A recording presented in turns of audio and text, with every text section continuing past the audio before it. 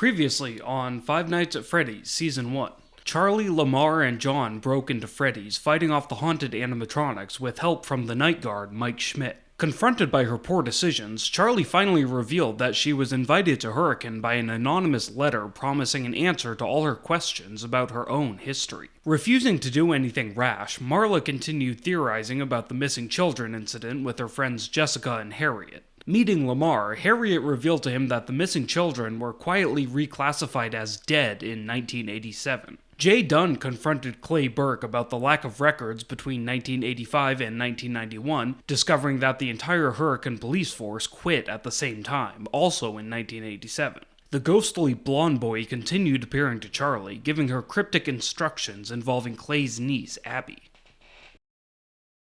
We open in a college dorm room decorated in starkly contrasting styles. One half is all pink with fairy lights and novelty items and coordinated patterns and a big rainbow with a smiley face painted on the wall. The other half is bare bones aside from the black bedsheets, black electric guitar, and posters of various goth bands, including a singer named Kurt Carrion. Both sides have stacks of books. On the pink side, legal texts and romance novels. On the black side, Edgar Allan Poe and other goth-adjacent literature. A blonde girl sits at the desk on the pink side. Actually, it's a vanity with a whole mirror and makeup lights, turned away from us, painting her nails. The pink corded phone next to her bed rings and she answers it, careful of her nails. We hear the voice on the other end greet her by name. Jessica? Yes, this is the same Jessica Appleton who met with Marla and Harriet in episode 3. Jessica's eyes go wide in the mirror, but we still don't see her entire face. It's Marla, the voice says, from Hurricane.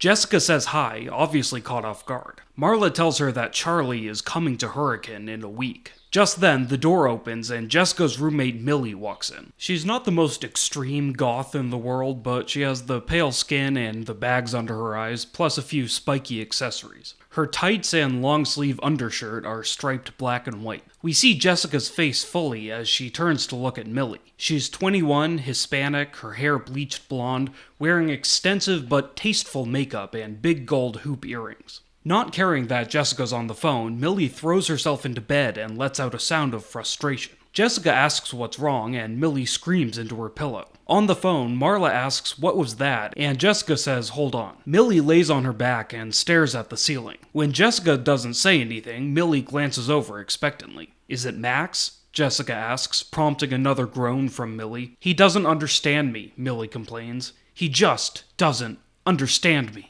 She sighs deeply. No one does. Jessica promises Millie they'll talk about it soon, then returns to her phone call. In the background, Millie mutters to herself about how Max is uptight and a total conformist, and he doesn't understand the pain she goes through on a daily basis. Marla explains to Jessica that Charlie Emily is coming back to Hurricane and that they all need to be there. Jessica, distracted by Millie's self-pitying, says she's halfway through the semester. She can't just pick up and leave. Marla says it's important that everyone be there. Jessica says school is important too. Marla says she didn't want to have to say this, but Jessica has to remember Fall Fest. She's already broken her promise by leaving Hurricane. Jessica is silent for a moment, then says she'll see what she can do and hangs up. Millie, apparently recovered from her emotional turmoil, asks if Jessica's going somewhere, and Jessica says she might have to go home. Millie sits up, interested, her boyfriend troubles suddenly forgotten, and asks if this is about Freddy Fazbear's. Jessica says no. She kneels down and sorts through her various pink suitcases, finally opening one and producing a small box labeled Hurricane. The box is full of photos, and she pulls one of them out, taking it to the window and holding it up so the light shines through. We see it's a commemorative photo with an 80s patterned frame and a drawing of Freddy Fazbear wearing a birthday hat. The logo reads Freddy's Pizzeria, and the bottom of the frame is labeled My Happiest Day. The photo depicts several children, 4 of whom we can easily pick out as Jessica, Marla, Charlie, and Carlton. They're the same age and the same younger actors as in Marla's flashback with the Viewmaster. Charlie is wearing a cute dress, which would scandalize her current tomboyish self. There are some adults as well, including Henry Emily, Betty Burke, and Jessica's parents, Anna Maria and Jimmy Appleton. Everyone is grouped around a table holding a birthday cake with an 11 candle, and looming behind them are Freddy, Bonnie, and Chica. Jessica stares at the photo for a long time, then makes a decision.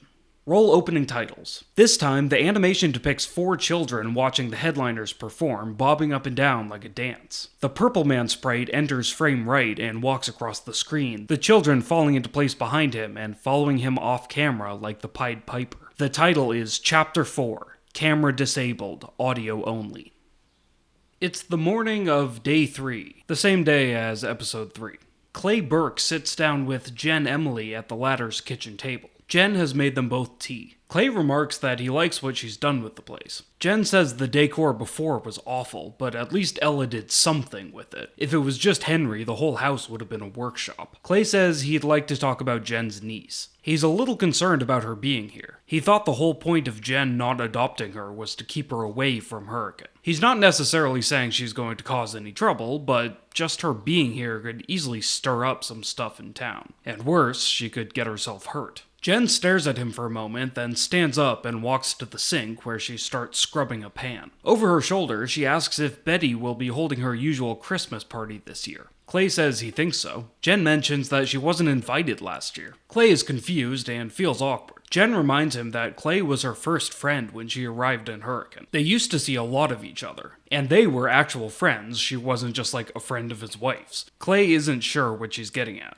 Jen asks, when was the last time Clay or Betty made any effort to visit or to invite her over? She didn't even know about Abby. She had to hear about it from Angie Park down at the grocery store. Clay says he does miss seeing her, but he's not sure what this has to do with anything. Turning around to face him, Jen says she's tired of being an accessory to her dead brother, and by extension, his daughter. She knows she can't protect Henry from being the town boogeyman, but she can definitely take a stand for herself. Henry is dead, and Charlie is an adult. Jen is not responsible for either of them. Realizing this was pointless, Clay stands up to go, but on his way out, he says he will make sure she's invited to the Christmas party. Jen asks him, as a cop, not as a friend, if he will please keep Charlie away from that place.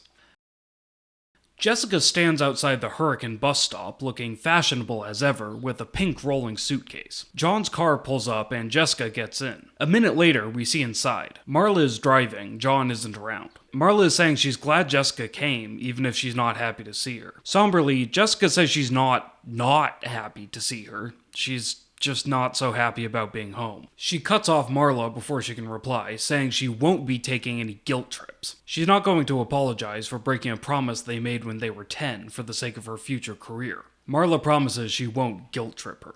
After a pause, Marla admits that she's actually really happy to see her, and Jessica says same. As she drives, Marla says she wishes they could reconnect under happier circumstances, and Jessica says that's just not possible anymore. With everything that happened when they were kids, they could never be the kind of young adults who reconnect and reminisce. Marla says that's true, but they did have some good times at Freddy's.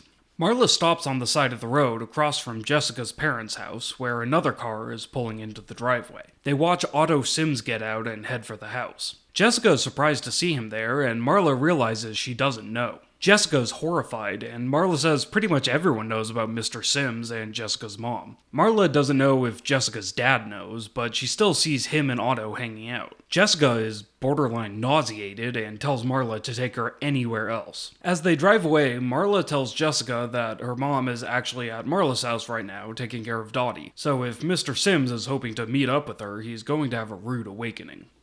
In the office at Freddy's, Phil Brooks sits down with Lynn Park. Lynn asks what this is all about, and Phil closes the blast doors. Phil admits to Lynn that things aren't looking good for Freddy's. They've never been able to move as much money through as they wanted, since that asshole Clay Burke has always had the place under a microscope, as if that thing in '87 had anything to do with this restaurant. Lynn says that's very unfortunate, as Freddy's is a necessity. If the restaurant shuts down, Phil will have to find something to take its place. Phil says he's not sure that's possible. Mascot restaurants were a fad of the 80s, and the Freddy's IP has too much of a stigma at this point. Lynn says he'd better figure it out by year's end, or you-know-who will be on his ass. Lynn says he can tell Phil is having a hard time, so why don't they take a day trip down to Las Vegas?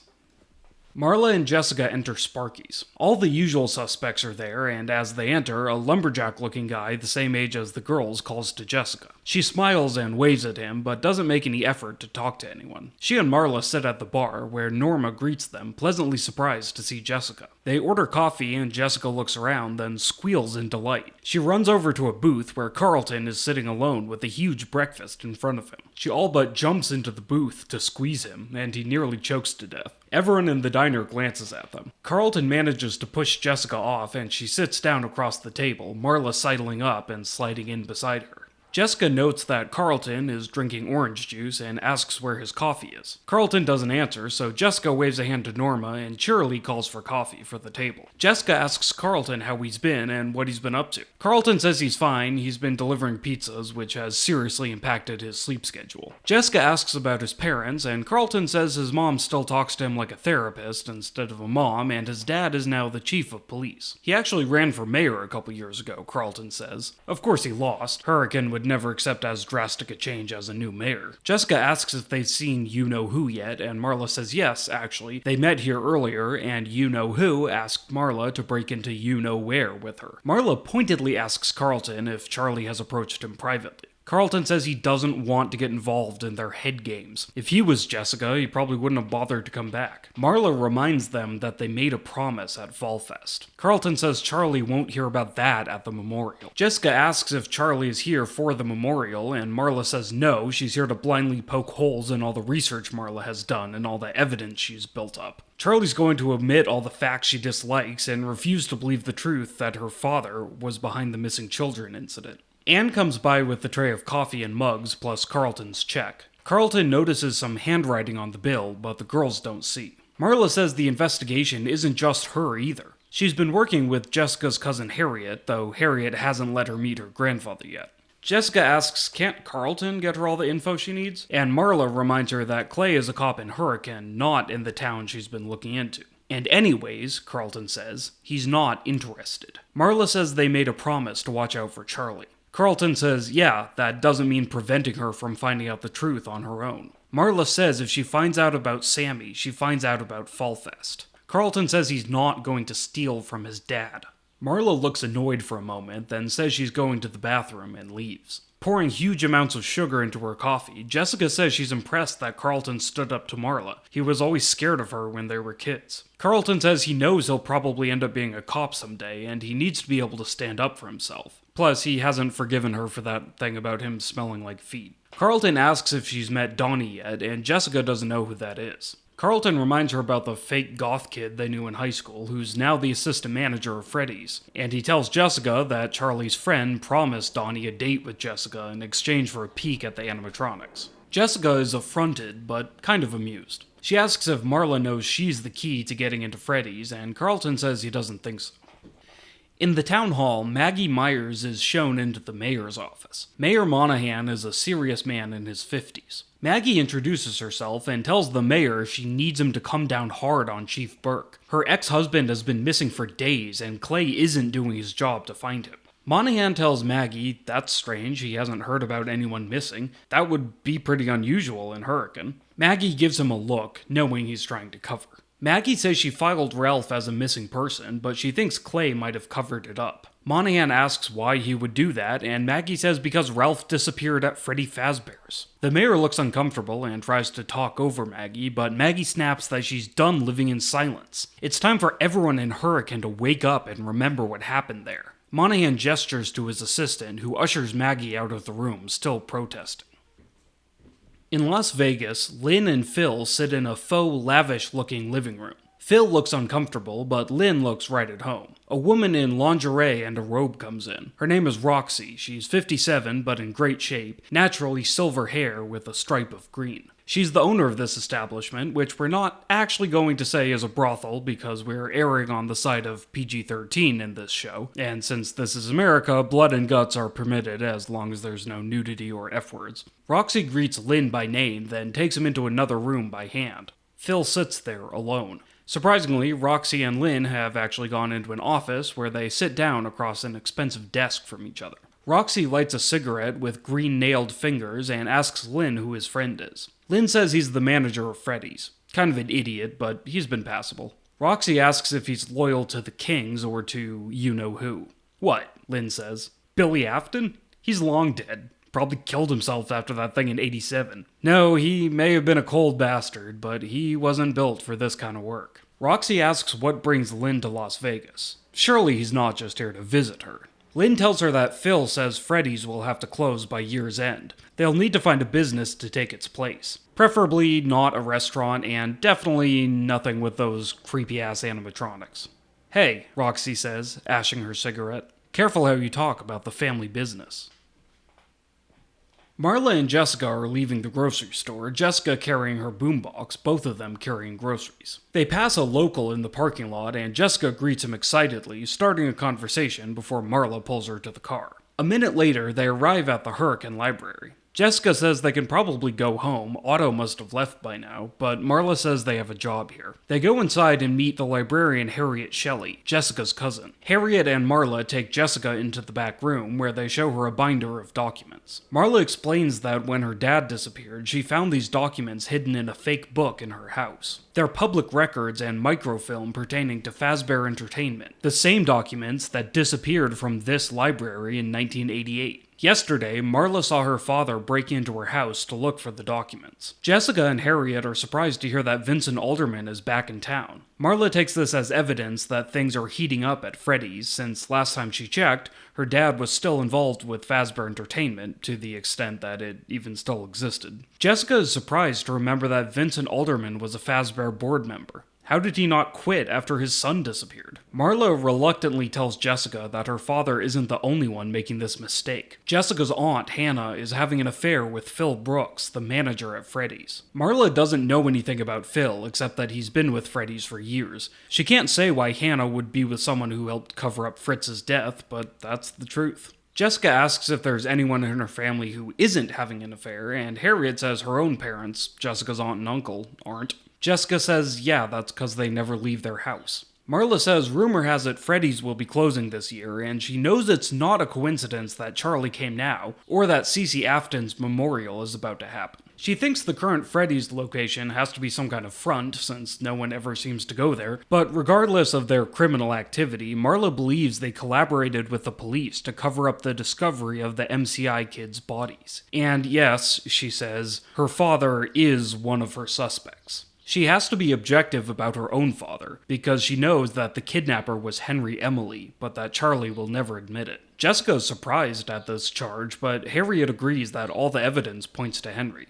After all, he built the animatronic that killed Cece, he was there at Fall Fest. How could it be anyone else? Not his partner, William Afton, that's for sure, not when the first death associated with Freddy's was his own youngest son. But what about Charlie? Jessica asks. If they're acquitting William because of Cece, Marla claims that is an issue, but it still fits in her timeline of events. Henry had already lost his mind by that point. Henry would go on to frame Scott Chipper, Marla tells Jessica, and possibly have something to do with the act of vigilante justice that killed him. It's no coincidence that Henry's family disappeared after 1987. Marla tells Jessica she's discovered that the MCI kids were reclassified from missing to dead in 1987, around the same time the second Freddy's location opened and then closed. Jessica has never heard of a second Freddy's location, and Marla says few people have. It shut down only a week after it opened, and Fazbear Entertainment did their best to wipe out any record of its existence.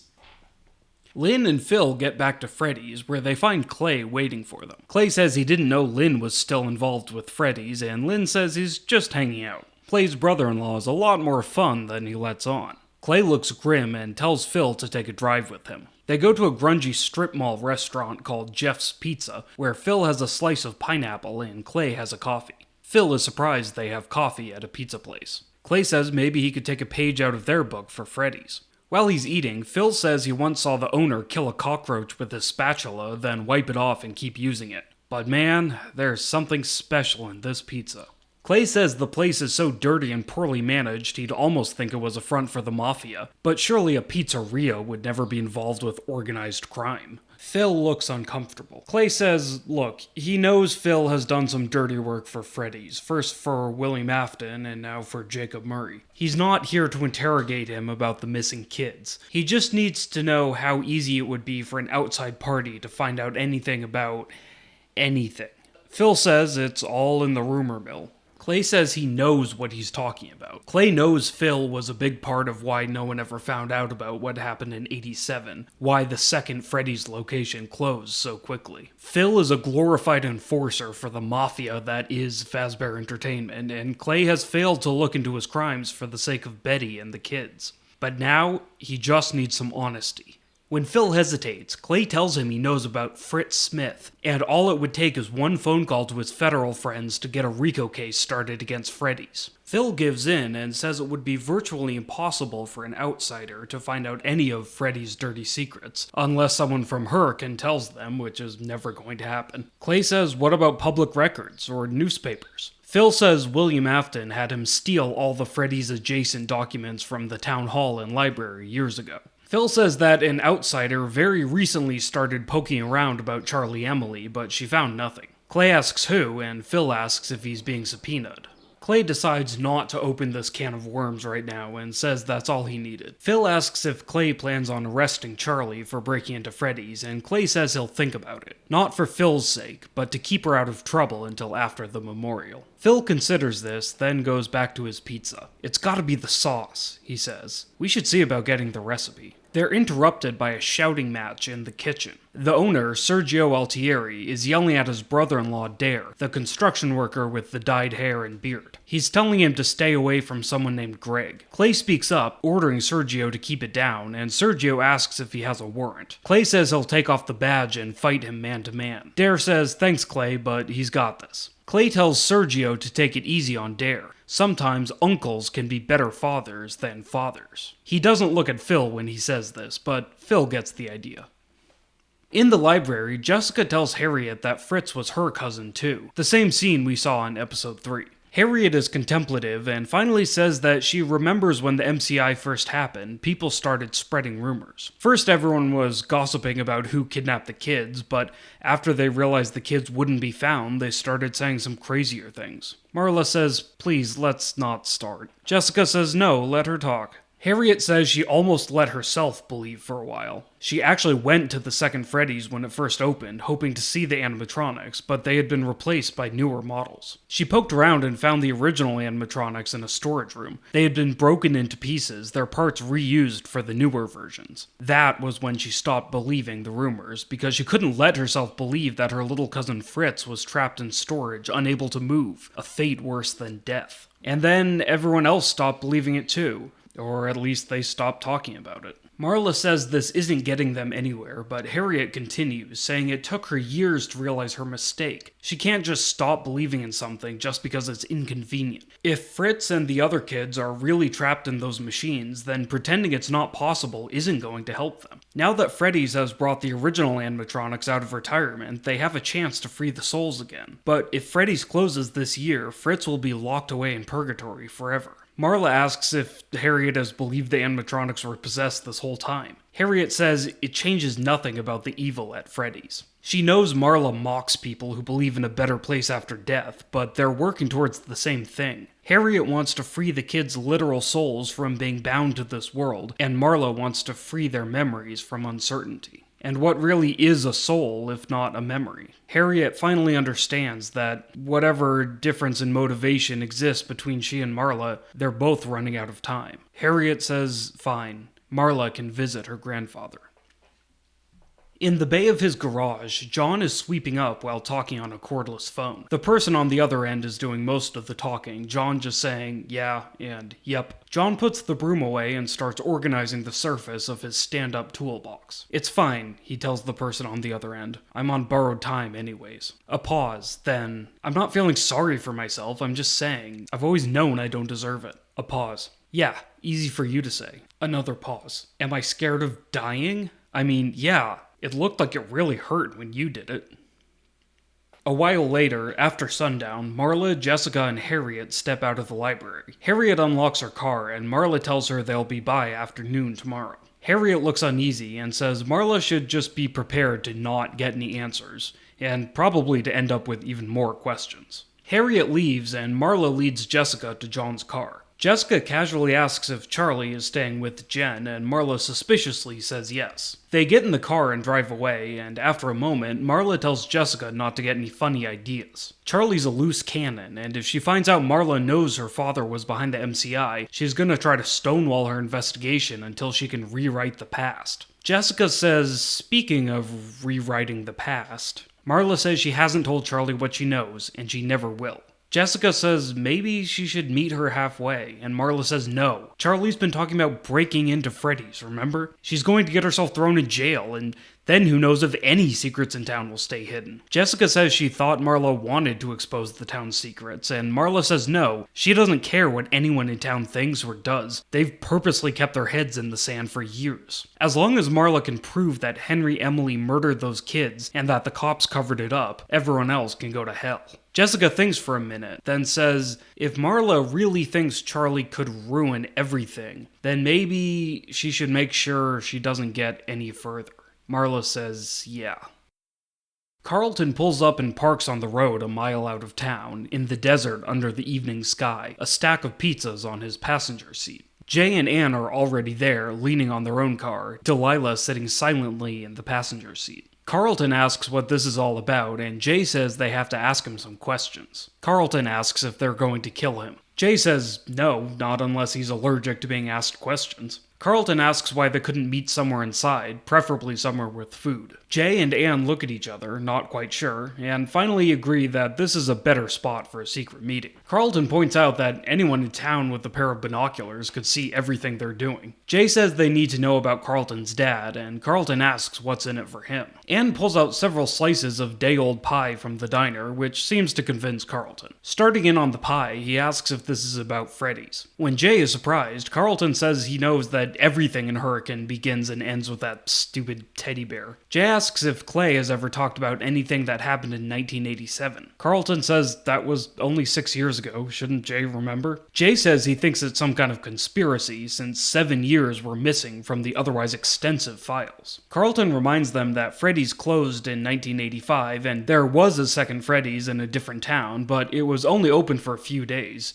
during the years that the Hurricane Freddy's was closed. Carlton doesn't know why the second location closed, or why it closed so quickly, but he doubts it has to do with the MCI. Freddy's is just cursed. Jay asks Carlton how he knows this, and Carlton admits he's seen the missing files in his dad's office. Sometimes Clay takes them out to read over when Carlton's mom isn't home. Jay asks if Carlton will steal the files, or at least take pictures of them, and Carlton says no. He always thought Jay idolized his dad. Why is he trying to figure out his secrets? Jay and Anne don't know how to answer, but finally Jay says he cares about the town even more than he cares about Clay, even though he really does admire Clay. Carlton says that's great and all, but he's still not gonna help. He's got enough going on already. Marla Alderman is always asking him to spy on his dad, and he always tells her no, too. Jay asks if that's the Marla from Sparky's, and Anne says yes. Marla Alderman, she's dating Anne's cousin John. Jay asks if Marla is investigating Freddy's too, and Carlton says yeah, she has been since they were kids. Her brother, Jeremy, was one of the MCI kids. Anne asks if Marla's only dating John because he killed Cece Afton. Carlton and Jay share a wait what moment. Back at Freddy's, Lynn is sticking his hand in Freddy's mouth and pulling it out as the band goes through its routine. Donnie stands nearby, clearly fidgety, and asks Lynn what's his position in the company again? Phil comes in through the front door and tells Donnie to get cleaning. Phil takes Lynn into the office where he says the only upside of Freddy's closing is that Clay won't get to hold it over his head anymore. Lynn says this is not a laughing matter. Their friends in Vegas need something to take Freddy's place. Phil says if they don't want to have to flip their equipment, he knows another pizza place that could use an expansion. He then politely tells Lynn it's time to go. He has a call to make. Lynn asks if it's to Jacob Murray, and Phil says what if it is? Lynn says it probably doesn't matter now, but he's still curious why William Afton's protege refuses to speak to him, or anyone besides Phil. Phil says maybe it's to create a degree of separation. Or maybe it's because Phil is just so dang agreeable. Lynn leaves and Phil makes a call. The person on the other line picks up, but Phil never says his name. It's me, Phil says. You'll never guess who's in Hurricane, he continues, and then, with an ironic twist to his voice, Charlotte Emily. Jessica comes out of her childhood room, which is just as pink as we would expect, and goes downstairs where she notices her father Jimmy sitting in the living room playing chess with Hannah's husband, Jason Appleton, who is also Jimmy's identical twin. Jimmy says hi to Jessica and asks if she's going somewhere. Jessica says she's going to see some friends from school. Jimmy says, why doesn't she stay here and hang out for a while? I haven't seen her since summer. Jessica says she'll be back soon. She finds Anna Maria and Hannah in the kitchen, drinking some fad diet drinks. Anna Maria asks if she's ready to go, and Jessica says yeah. Anna Maria goes to get her shoes, and Hannah asks Jessica if she saw her friend Marla today. Jessica says yeah, she picked her up from the bus. Hannah says she'd been watching Marla's brain-dead mom, but suddenly she fired her and got Anna Maria to come in instead. What gives? Jessica says she has no idea. Hannah says okay, obviously suspicious. A few minutes later, Anna Maria is driving Jessica through town and gossiping about Hurricane. She says Angie Park is still visiting her parents in Korea, and Betty Burke has been organizing a memorial for cousin Cece. Jessica isn't listening, and at one point she jumps in to ask if Otto Sims was at the house this morning. Anna Maria looks suspicious, and Jessica says Marla just said she saw him stopping by. Anna Maria says, oh, yes, she thinks he was. She was at the Aldermans, but Otto and Jessica's father have struck up quite a friendship recently. Jessica pretends to accept this and points out the Emily house. A moment later, Jessica is knocking on the door, and Jen opens it. Jessica asks if Charlie is here. Jen says no. Jessica says she knows she's in town, and Jen says, yeah, but she's not here right now. Jessica asks if she knows where she is, and Jen says she has no idea. If she had her say, Charlie wouldn't even be in the state. Jen remembers that Jessica's supposed to be in college in New York, and asks if she came all this way just for the memorial, or just to see Charlie. Jessica says not to worry, they're here to look out for Charlie. Jen says that's what she was afraid of, and asks Jessica if she brought protection. Jessica stumbles over her words, saying that's not what she and Charlie aren't, and even if they were, they wouldn't need, Jen disappears for a minute, then comes back with a first aid kit, which she hands to Jessica, saying she knows she can't control Charlie, but she can at least make sure she's as safe as possible. She also gives Jessica a big folding knife, saying it's the only one she can spare, and a spool of rope, saying you never know. Jessica says, thanks, but she was really just trying to talk to Charlie. She's not trying to be the living Chekhov's gun here. Jen says it's only a Chekhov's gun if there's a gun. Otherwise, it's just a dead Chekhov.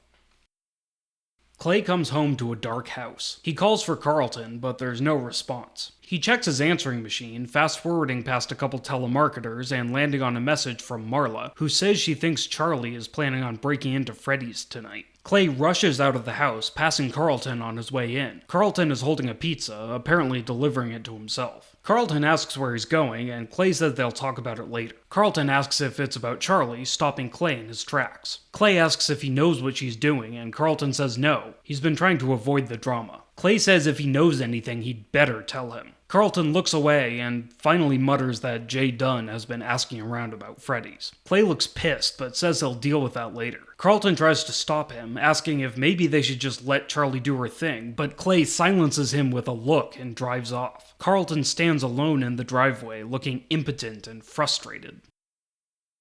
Anna Maria and Jessica pull up outside Freddy's. Anna Maria says it doesn't look open, and Jessica says that's fine. Anna Maria asks if she really wants to go in there. There's so much history, and none of it is good. Jessica says she just needs to check something. She goes up to the front door and finds it locked. She knocks a couple times, and finally someone appears in the still lit up foyer. Donnie. Donnie opens the door, dumbfounded to see Jessica there. Jessica asks if he remembers her, and he says yes, of course. He can't believe that guy really convinced her to come. Jessica pretends to be confused and tells him she came here on her own. She happened to be in town, and she thought they should catch up. Donnie says he has to finish closing, but he'll be out in a couple minutes. Jessica glances at her wrist, where there isn't a watch, and says she should probably get back to her family before it gets too late, but maybe they can do something tomorrow? Donnie says yes, anything. Why doesn't she give him her number, then he can call her tomorrow? Jessica has a better idea. She'll just call Freddy's tomorrow night, and they'll set something up. Jessica takes a minute extracting herself, and finally Donnie locks the door and walks away.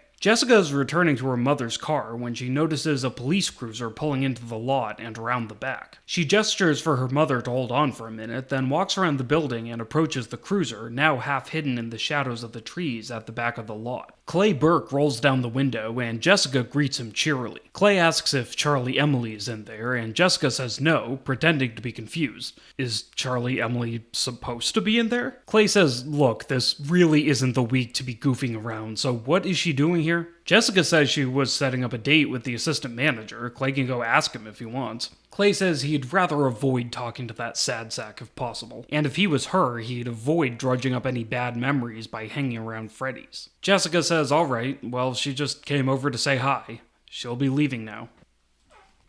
Later, after midnight, after John has convinced Clay to leave Charlie alone, the doors in the Freddy's office slide open with a clang. Charlie, Lamar, John, and Mike are inside, and the only illumination is Mike's flashlight. Bonnie stands just outside the left door, and as he enters, Foxy's severed head on the desk begins to move its jaw and eye. The four run out the right door, John grabbing Charlie's hand, and come face to face with Chica. Mike and Lamar run off down the hall as Charlie and John run in the other direction. The lights in the building are going crazy, flickering on and off, just barely enough for Charlie and John to see where they're going. As they run, Mike asks Lamar what happened, and Lamar says there was a tertiary draw on the power, but he thought it wouldn't affect the doors. Mike asks what could possibly be drawing the power, and as he asks, they enter the foyer, where Candy Cadet is going crazy. Its cylindrical head rotating fully one way, then fully the other way, its lights flashing red, purple, and yellow, its rigid arms flailing. It's screwed into the ground, but its tank-like treads are rolling in place. Mike and Lamar are washed out in multicolored lights as Candy Cadet starts telling them a story about a shepherd whose sheep were killed by a bear. Charlie and John run through Pirate's Cove, where a headless Foxy is limping around on his stub leg, swinging his hook wildly. They enter the hallway and Charlie stops, having noticed a wall full of children's drawings that wasn't there before. John tries to pull her away, but Charlie tells him to look as the pictures begin slipping off the wall, the higher ones first. Pages and pages of printer paper scribbled with rudimentary drawings of the Freddy's band in crayon and marker falling from the wall in waves, crashing down around Charlie and John like massive rectangular snowflakes. John begs Charlie to run, and we realize that he can't see the papers. Charlie steps back, overwhelmed, as 5 particular papers float by. Drawings of the 4 MCI kids and the blonde boy, the last of which Charlie catches. Charlie stares at the drawing, enthralled, and suddenly Bonnie appears beside her, stepping through the flurry of papers. Charlie is jerked away as John drags her off down the hall. Lamar is crouching beside Candy Cadet, prodding an open panel with his screwdriver. Mike is using his flashlight to keep an eye out for animatronics. He asks Lamar if he's almost done. Lamar says there's a lot of safety measures. Whoever put this stupid robot here really wanted it to be active no matter what. Lamar shocks himself, making Candy Cadet surge with lights and audio, and he continues his story. The shepherd found the bear and cut open its stomach to rescue his sheep, but he discovered the bear hadn't eaten the sheep, he had only killed them for fun. With no sheep to watch and no way to earn money, the shepherd wore the bear's skin and went to live in the woods, where he would find and eat wild animals and livestock alike. John pulls Charlie into the office. She protests as he pulls her under the desk. She tries to escape, but he grabs her and holds her close, telling her to be quiet and stop moving. She tells him that she saw something. Answers. He doesn't let her go, saying it has to be a trap. By who? She demands. It doesn't matter, he tells her. He's not going to let her run off and get killed by those things. Charlie tries to argue, but as we could have assumed, their close quarters and high adrenaline lead to them kissing, but less incongruously than I've been able to describe it here. The office lights turn back on.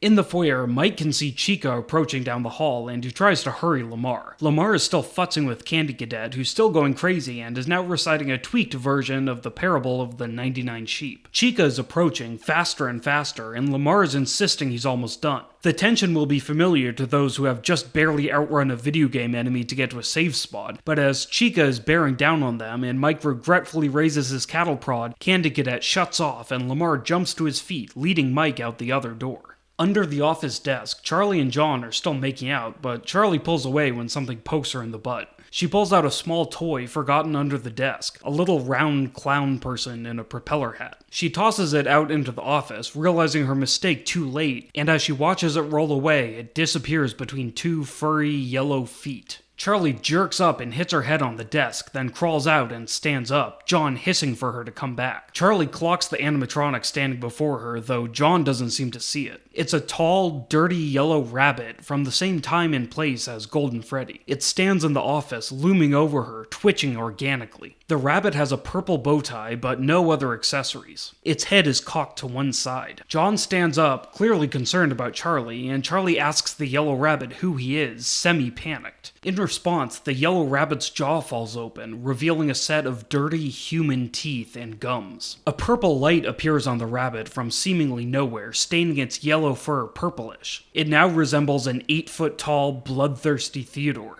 2 pinpricks of light appear in its eye sockets, one blue and one green. Blood begins trickling down its jaw and onto its chest. Charlie screams at the rabbit, this time demanding to know what he is. Just then, Lamar and Mike run in, hitting the button to close the door. Mike crosses the office in 3 steps, passing directly through the yellow-purple rabbit, and closes the other door. Charlie blinks, and the rabbit is gone. The 4 of them stand in the office, breathing heavily. Foxy's head is still chomping at the air. Charlie looks terrified. John asks her what she saw. She says she thinks she just met Sammy.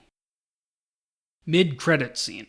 We're in a tiny room, really more of a cubicle. Actually, it literally is a cubicle, we can tell by the cloth walls. We open on a medium shot of a man strapped to an easy chair, wearing a police uniform shirt with a genuine purple heart pinned to the chest. The shirt is huge on him. The man's head is concealed by a mask, just a round piece of plastic with a face drawn on in marker, mismatched eyes and a wide grin with sharp teeth. The top of the mask has what looks like a bullet hole in it. We can just see the man's lumpy, bald scalp, and he definitely can't see anything given the lack of eye holes in his mask. Behind him, through the open wall of the cubicle, we can see a green couch. After a long moment of the man staring, we see what he's facing. A severed animatronic head sitting on a table, apparently singing to him. The head is familiar to us. It's the more rubbery and more hairy version of Freddy we saw in the cold open of episode 1. The eye holes seem to glow slightly, but there are no eyes or endoskeleton visible. However, Freddy's jaw is moving back and forth rapidly, not in time to the music, but clearly meant to emulate singing. The viewer may recognize the song emitting from the Freddy head as If I Only Had a Heart from The Wizard of Oz, as sung by Jack Haley. As the song progresses, we return to the man in the mask as 4 figures appear behind him, the MCI kids. In the voice of a heavy smoker, the man whispers, "Dorothy, Dorothy, follow Rabbit." We see the Freddy head on the table, then back to the man, then back to the Freddy head, and it's no longer on a table. It's on a little boy. We cut back to the man, then back to the boy, and the Freddy head has turned into that of Golden Freddy, the one in Charlie's dream, not the one who killed Cece, so slightly more advanced and with a black hat instead of purple. The words, "It's me," are now spray painted across the wall behind the boy. We cut back to the man, and the 4 children behind him have been replaced by the 4 original animatronics. "Dorothy," the man says. "Dorothy down the rabbit hole."